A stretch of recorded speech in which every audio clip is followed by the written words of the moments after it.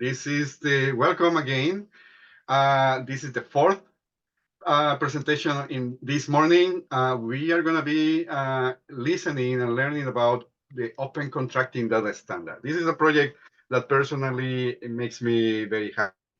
It's a big step towards transparency in general. The city of Portland is embarking in this project of implementing the Open Contracting Data Standard to make contracting data available, transparent, more in a way that we can actually share it and compare it apples to apples with other organizations in general. So, and we have this morning such an amazing people, good friends now. We have Gennie Nguyen, who's my colleague at the city of Portland. And we have Felix Penna, who's our friend and advisor and from the Open Contracting Partnership, who's helping us to navigate through all the technical issues around Open Contracting Data Standard. So with that, I give you the floor. Thank you, Hector. Like Hector said, my name is Gennie Nguyen, and I'm the Social Equity Performance Manager at the City of Portland in Procurement Services. And I'm so excited to be here and have this presentation. My co-presenter is Felix Penna. He's the Senior Data Support Manager at Open Contracting Partnership. And before we get started, I just want to take a moment to thank all the people who took the time to learn about open contracting, bought into this idea, and collaborated on this project, including Open Contracting Partnership, especially the work of Felix, who's been really invaluable in this process. And I can't speak highly enough of him. Hector, who's really been helpful in this process as well. We had students from Carnegie Mellon University as part of this project. And we're going to be collaborating with their Bureau of Technology Services. We've collaborated with Portland Parks and Recreation and others. And so this work wouldn't be possible without them. All right, to kick it off, this is our Open Contracting Data Standard presentation. Handing it over to you, Felix. Thank you, Gennie. Can you hear me? Yes. Cool. So we can move on to the next slide. So I can begin with the definition of Open Contracting Data Standard. And well, Open Contracting Data Standard, or OCDS, is the acronym, is made of different pieces. And as you can see, the first one is open contracting, which refers to the practice of making public procurement open and accessible for all stakeholders. And it involves the participation of those stakeholders, such as the government agencies, citizens, civil society organizations, and companies, of course. And then in the next one, we have open data. It's the second part of the second piece of that definition, which consists of the disclosure of data sets so that they can be freely reused for anyone and for any purpose. So open data is data that is free to use. And in the next one, we have a data standard. And a data standard is a guide, is a set of rules in order to make data available under a specific format and with predefined data fields and with certain data types and so on. So the Open Contracting Data Standard, or OCDS, is a standard for publishing procurement processes information, so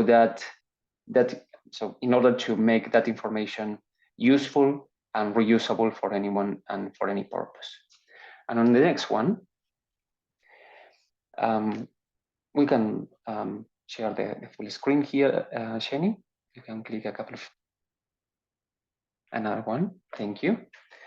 And so this diagram in the previous one, in this diagram, so we have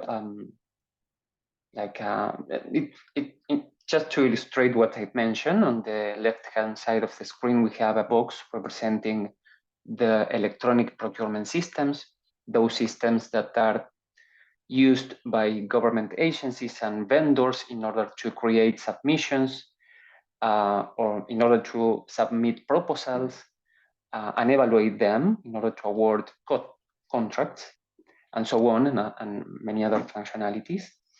But the key aspect or the key feature of those electronic procurement systems is that they generate and store a lot of information about the procurement system, a lot of data, but it's sometimes unorganized. And so on top of that, we applied the open contracting data standard in order to make that information useful, in order to organize that information and to allow many uses of it. And so once we have an OCDS, an open contracting data standard publication, users are able to perform data analysis, are able to monitor contracting processes and contracts implementation, for instance, and are able to use that information more broadly. And so in the next one, Gennie. Thank you. This diagram is another way to illustrate what I've mentioned. It's just to show the role of the open contracting data standard between the data source and the decision-making process. Thanks to the data standard, we are able to organize and express the procurement information in a simpler way. And so in the next one, the open contracting data standard is being implemented in 40 countries around the world, and it's the only open data standard for publishing procurement information that has been endorsed by the G20, the G7, and many other international organizations. And you can see there in the map that many European countries and a lot of Latin American, North American countries are implementing the OCDS. And so with that, I'll hand it over to you, Gennie, to continue the presentation. You are on mute, Gennie. I'll figure it out one of these days. Thank you, Felix.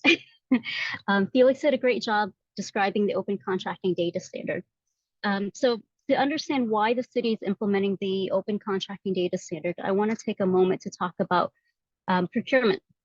And before we move on to the rest of the presentation, I want to imprint on you how amazing public procurement is and how amazing our procurement staff at the city of Portland is. I know you're like, public procurement, you don't think of amazing and public procurement in the same sentence very often, but let me take a moment to convince you. I bet the work of procurement team has impacted you today. So did you happen to park your car and use the Parking Kitty app to pay for the parking? If so, you can thank procurement because they made that happen. Did you take any children to play on a playground in one of the city's amazing parks? If so, that was the work of procurement. Are you a Portland employee who enjoys working out of the newly reconstructed and earthquake resilient Portland building? That is also the work of procurement. Did you enjoy clean water when you brushed your teeth or showered this morning? Procurement had a role in managing the filtration water plants that provided you that clean water. More than the everyday critical services that procurement is central to and the city's ability to respond to the day-to-day stuff, they are so essential to also the emergencies that we face more often today than before.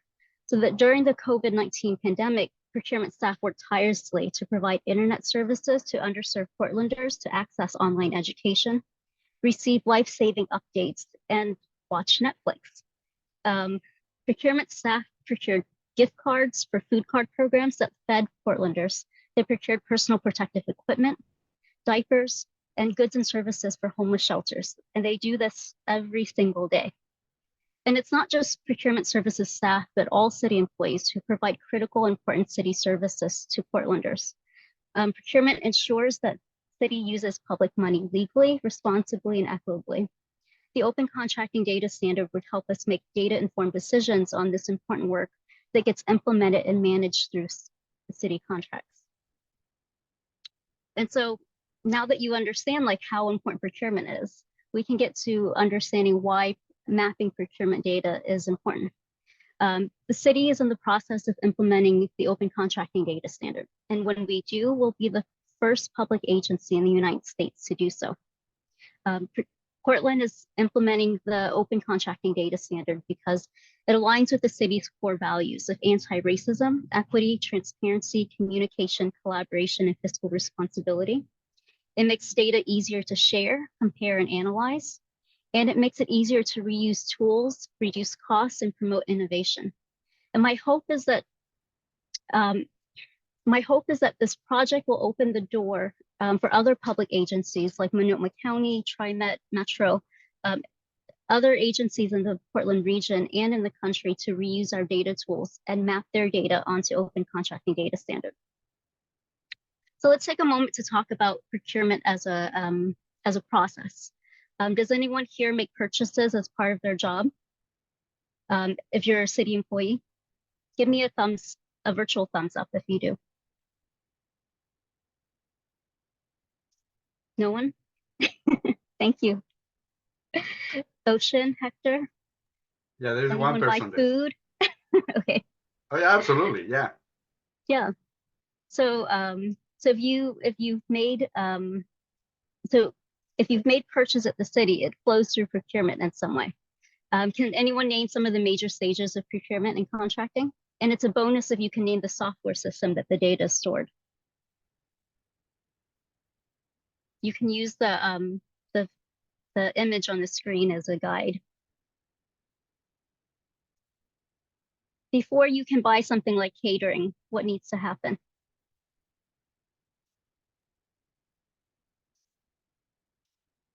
I guess we need to identify what we need. I don't know. Yeah, that's part of the planning stage. That's right. And that information is stored in the bureaus and bureau-specific systems. What happens after that? After you decide that you need catering?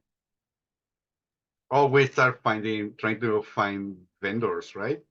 Yeah, you find vendors and you get quotes for them, and that's part of the solicitation process, right? What's after that? You get 3 vendors, you get your quotes. What happens? Well, then we need to select that one. Yeah. The vendor. So usually our solicitation is stored in BuySpeed. So that's another system, right? And so the stage after that is the award stage. This information is stored in SAP.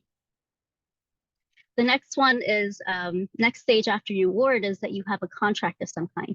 For catering, we typically don't write up a full-blown contract, but that email that you send between yourself and the caterer that you award to, that in itself serves as a contract about terms and services, or what's to be provided at what time, and all the terms and conditions of that. And so for like formal contracts, that's stored in Content Manager, also known as, formerly known as TRIM. And then the implementation of some of our contracts, professional and construction contracts, professional services and construction contracts are stored in our contract compliance reporting system, otherwise known as B2G. And so why is the City of Portland implementing OCDS, or Open Contracting Data Standard? Because for each of these major stages of our procurement contracting process, we store it in a different system. When we implement Open Contracting Data Standard at the city, clean data for each stage of this process will be stitched together into a single cohesive system, and the information will be available for download either via CSV or JSON format for all the data visualization experts out there at the city to be able to use and reuse those tools. Well, once we have this stitched together, there are other questions that we're able to answer. And so let me throw out some more questions out there. Does anyone know how much the city contracts each year?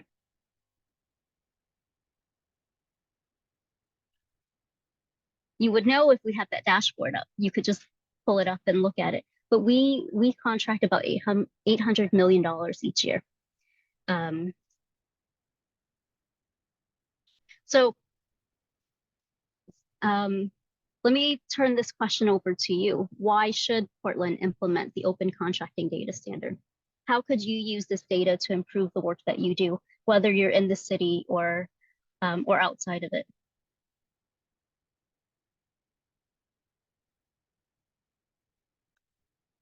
I know y'all thought that you could just sit there and listen to me and not have to interact, but you are wrong. I will I will patiently wait here until I get one answer.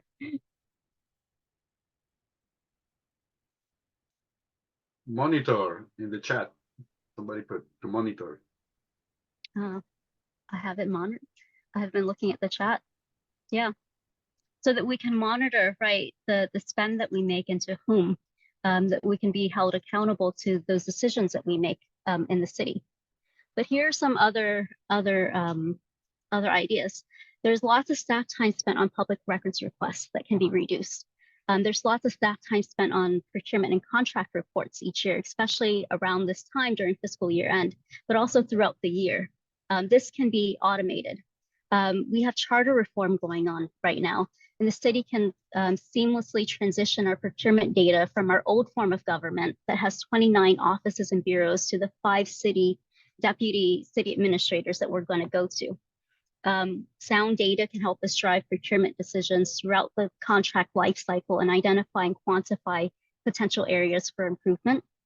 And then we are in the process of implementing SAP Ariba. And so when we sunset BySpeed during our implementation, we'll have a method to capture and store historical data and seamlessly integrate it with our new system. We can conduct resource assessments that include project cycle time, staffing, and overall team capacity, so we have a better understanding of whether we're understaffed or overstaffed or just on target. We can create and maintain a Portland vendor directory that can identify current and potential vendors, the goods and services that they provide, their capacity, how they can help the city meet our anti-racist equity and sustainability goals. The directory can help city employees who spend money and prime contractors to help vendors and subcontractors. We can connect with new registered businesses with opportunities at the city of Portland. We can forecast upcoming procurement opportunities. We can develop a criteria for bundling or unbundling contracts, and really so much more. Here are some important considerations as we're implementing this process. We need to be very aware that privacy and security standards need to be upheld in this project. We need to look at cooperation, data training, and an overall culture shift when we implement this to make sure that people who can benefit from using these tools can be trained to do so and understand the culture shift that we're making as a result of it. We need to come up with solutions to data collection. We can map data onto the open contracting data standard, but if we're not collecting the right kinds of data in the first place, it's not gonna be helpful. And then another important consideration for this project is securing long-term funding for staffing and software maintenance. And so the chart that I have up here is just an example of like what it means to map data onto the open contracting data standard, that we collect all these types of information in our procurement process. And we have a way to clearly define it and be able to say, find where it is and say what it tells us or doesn't tell us. And so I want to talk to you about Portland's data publication journey onto the open contracting data standard. There's 4 major stages of this. The city of Portland has designed our implementation, we've mapped the data, and we are in the process of building our data set and publishing that data. The build phase of this project will happen until from now until my estimate is June of 2024 at the end of this fiscal year. And then between July and December of 2024, we're hoping to publish that data. And then really the fun part to me begins is when we can create those data visualizations and we can create tools that are going to make a big difference for city employees and others who would find use for this data. All right, to end this presentation, I just want to leave you with this slide here. Now that you have all this wonderful information about the open contracting data standard, what can you do with it? You can explore one of the 110 open data sets in the Open Contracting Partnership Data Registry. You can also get in touch with the Open Contracting Data team. And you can contact me to inquire about data services at the City of Portland and maybe map more of your Bureau's procurement and contracting data onto Open Contracting Data Standard. Thank you. Right. Thank you so much for this presentation. It's very exciting, at least to me, and I think really impactful in general. One goal is that when we complete this project, the city of Portland is going to be the first American city in on having this standard, so having available the contracting data. And so the standard is being implemented in different parts of the world, and in that regard, there has been some challenges, right, with the implementing the standard in the U.S. I wonder what are the main barriers for implementing this standard in the US? And maybe that's a question for Felix from your experience. Well, maybe it has to be with maybe the procurement system itself. I mean, it's quite different from other places and other regions, and that's maybe why it took a little bit more to introduce the OCDS and the open contracting partnership operations in or data operations in the US. Maybe that this is the main reason behind that. Because we haven't had the chance to implement the OCDS in the context of the US, but we have had the chance of developing many initiatives and projects that are also related with data in the US, but not with the OCDS.